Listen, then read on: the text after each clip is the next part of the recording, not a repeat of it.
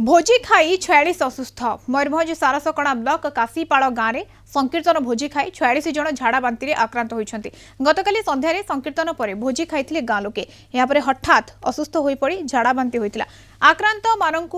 सिरसा गोष्ठी स्वास्थ्य केन्द्र में भर्ती कर चिकित्सा गाँव में डाक्तरी दल पहुंची आज गाँव को जीव जिला मुख्य चिकित्सालय एक स्वतंत्र टीम केउ कारण खाद्य विषाक्त है से अनुधान करुछि टीम।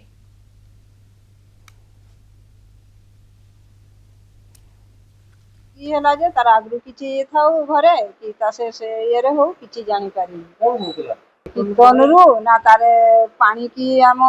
को पानी पीला बेले भी दूषित कि से कथा किछि जानि डॉक्टर सेमति कि तो से कहलानी टिके किछि खाइबार ये हिछि। वासुदेव पात्र बांगिरीपोषी रिपोर्टर आम सहित जोड़ी होती। वासुदेव भोजी खाई 46 असुस्थ जहाँ जना पड़ी एवं ये 46 जन झाड़ा बांति आक्रांत होती स्थिति कौन देखो तो मोहित जदि आम कह निश्चित भाव जो गाँटी है सारसकणा ब्लॉक रो काशीपाड़ गाँ रही काशीपाड़ गाँव में मंगलवार ठारू कीर्तन नाम संकीर्तन गाँव में होता गाँ जो आम गाँ समस्त लोक मिसी कर संकीर्तन पर जो आम दधि भात हुए 2 दिन पर दधि भात भोजी भाया हुए भोजी कार्यक्रम सरिबा परे खाइबा परे लोक मैंने असुस्थ होते असुस्थ होगापर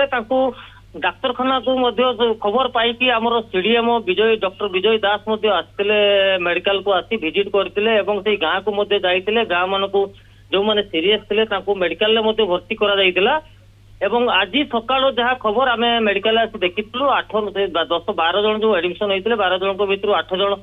से सुस्थ पर गाँ को छाड़ी दिया जड़े 2 जन बारिपदा को मन स्थानांतर होती गोटे टीम बारिपदार गोटे टीम और सिरसा मेडिकल गोटे टीम वर्तमान से गाँव में पहुंची चिकित्सा आरंभ करदी डॉक्टर को कहवा कथा जो मैंने असुस्थ हे सीरीयस हे तुरंत डाक्तरखाना को शिफ्ट करके ट्रिटमेंट आरंभ करूँ मधुसूदन। ओके धन्यवाद वासुदेव सूचना वासुदेव पात्र बांगिरीपोषी रिपोर्टर आम सहित जोड़ी होते भोजी खाई 46 असुस्थ होती मयूरभंज सारसकणा ब्लॉक रे चित्र सामना को आसी जो भाव में भोजी खाई हठात झाड़ा बांति होता चिकित्साधीन समस्ते अच्छा 46 जन असुस्थ होता कथा सामना को आसूची।